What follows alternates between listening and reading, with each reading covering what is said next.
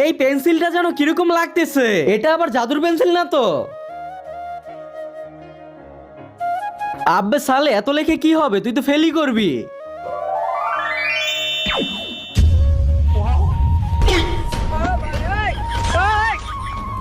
আজকে এই জাদুর পেন্সিল দিয়ে আমি বানাবো সুন্দরী একটা মেয়ে।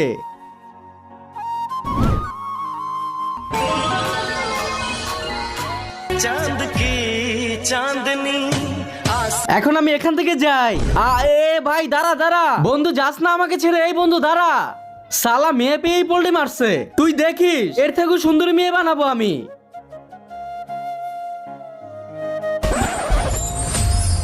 কিন্তু তার আগে তোমার কাছে কোনটা সবচেয়ে বেশি দামি, এক বস্তা টাকা নাকি মা বাবা? যদি মা বাবা হয় তাহলে ভিডিওতে লাইক করে চ্যানেলটি সাবস্ক্রাইব করে দিও, আর যদি লাইক সাবস্ক্রাইব না করো তাহলে আমি বুঝে নেব তুমি মা বাবাকে একটুও ভালোবাসো না।